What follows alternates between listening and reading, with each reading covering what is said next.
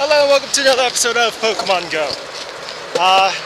In today's adventure, as you might be able to tell, it is raining actually. Unfortunately, we are in the middle of the hour, so it still shows up as just cloudy on the weather. So no Lotads yet, but hopefully we can get some Lotads. But that's actually just some icing on the cake because we've got some major updates from Pokemon Go to discuss. The first of which is the new event for February was confirmed just yesterday, I believe, and it's a pretty big one. It's going to be a Dratini themed event, and we're going to get to that when we can find some dry place to settle down and talk, because it's a little loud, it's a lot of cars, and there's a lot of rain also.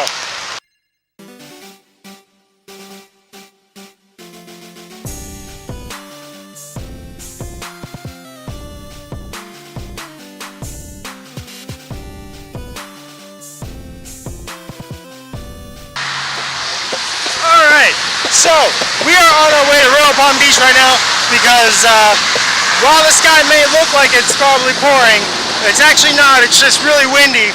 And we're going to take this opportunity to try and cover as much distance as possible, try and get over to Royal Palm Beach where there's plenty of places that we can grind because of the brand new information that has been added to Pokemon Go, which I still need to cover.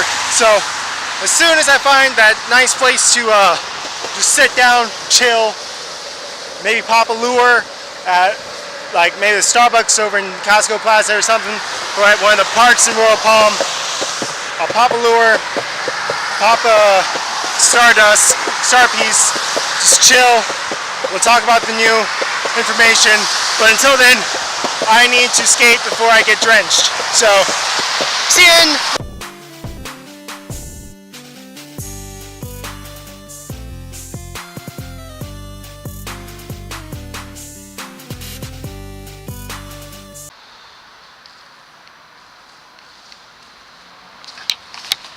Alright, we are in a racquetball court in Royal Palm, and I don't know if there's echo. I tested the sound and there wasn't too bad of an echo, but we're going to go ahead and talk about one of the exciting updates. Is they have released what the newest Pokemon Go Community Day will be for February, and it's going to be focused around the Dragon-type Pokemon Dratini. Now, Dratini is, of course, the first stage of Dragonite, and it is the featured Pokemon for February, which is going to be amazing. Exclusive move shows up as question marks, so I'm not sure what that means. Maybe if you evolve one of those Dratinis, Dragonite might have an exclusive move? I don't know. Maybe there won't be an exclusive move, maybe there will be.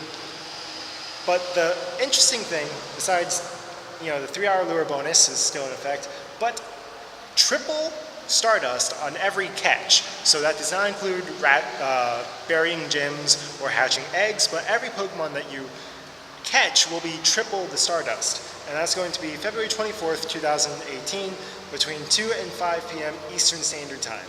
So this is going to be really great for Stardust. Definitely drop a star piece to get 1.5 times 3 times the normal amount. I'm not sure how much that is, but that's a lot of Stardust. That is a crazy amount of Stardust. And now, we're going to go ahead and explore the other really exciting new piece of information dropped today, and what that means for Pokemon Go. So I am now at the updates page, and that is because today, right after I got off of my new job, which I now work at Starbucks, so I will never again miss a streak ever for the rest of the time I work at Starbucks, which is going to be great. It was a great first day, by the way. Loved it. But after I got off work, I was reading through some of the new partner, new employee guidebooks and whatnot, and all of a sudden, I got a tweet saying, Pokemon Go, more Pokemon have been found from Hoenn, something along those lines. So I followed the link and it goes to this page here.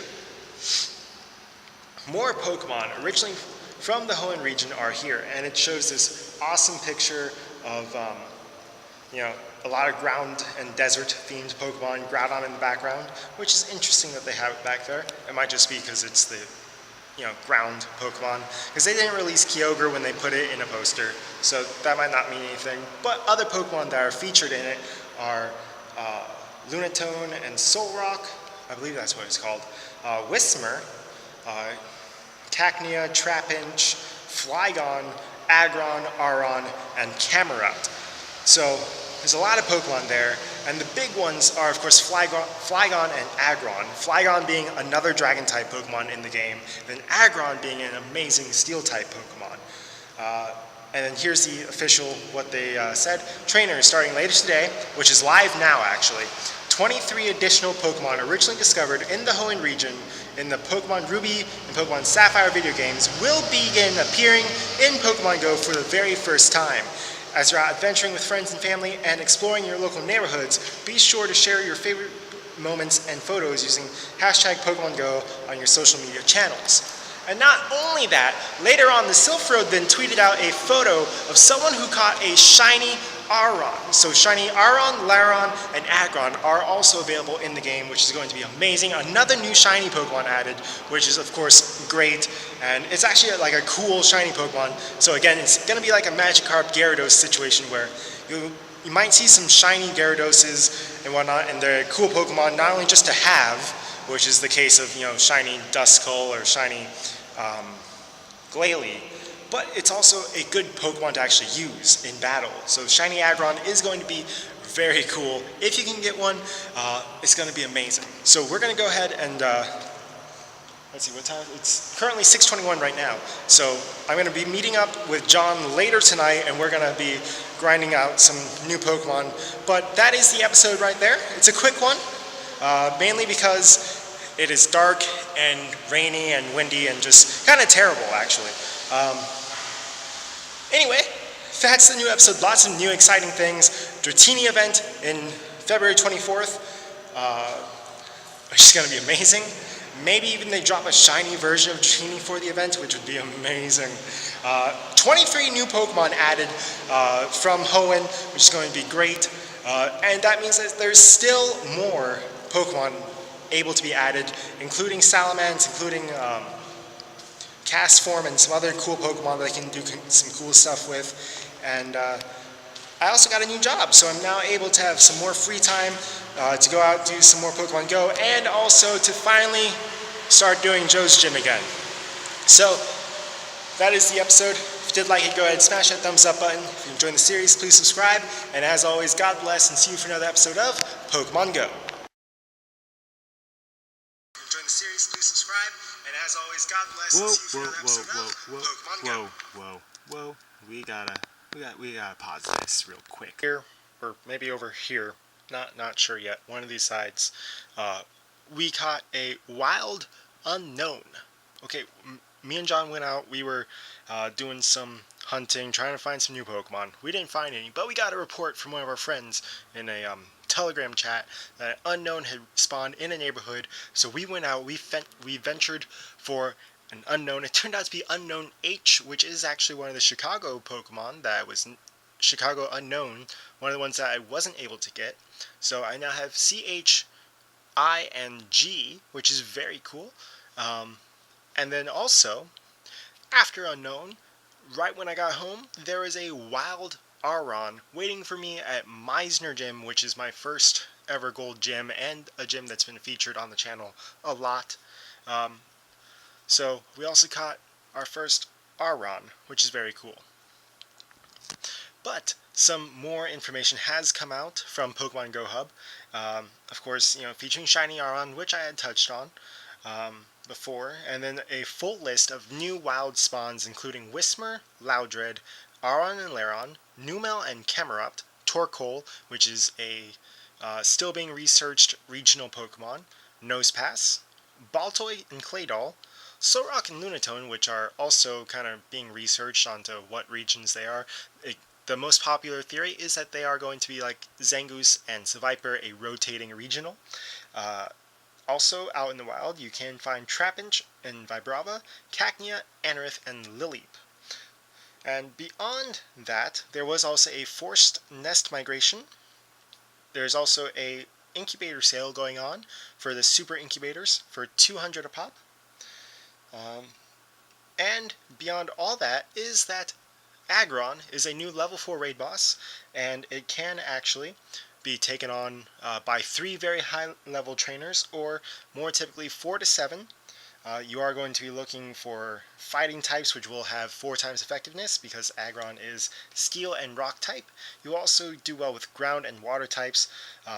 A perfect IV for non-weather boosted will be 1760, and for weather boosted you're looking for 2145 and will be boosted during snowy and partly cloudy weathers.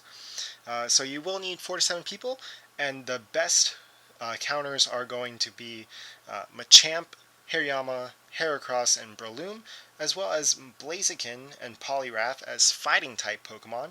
And then Kyogre and actually Groudon as well will both be good if they have all water and all ground movesets, respectively, for Kyogre and Groudon. Aggron does come with Iron Tail and Dragon Tail as possible quick moves, and the charge moves are Stone Edge, Heavy Slam, and Thunder. It's going to be a great steel counter eventually when you catch it if you have an all-steel moveset, and will be a great fairy counter. And yeah, that's actually the end of the episode. I just wanted really quickly to go over the new level 4 Aggron raid boss, and also the fact that there's a whole bunch of new Pokemon added to the game. It's extremely cool. It's all, the ground desert kind of biomes, so you will want to be looking for them during mainly clear weather or sunny weather for the ground and grass types. And also partly cloudy for the rock type Pokemon as well.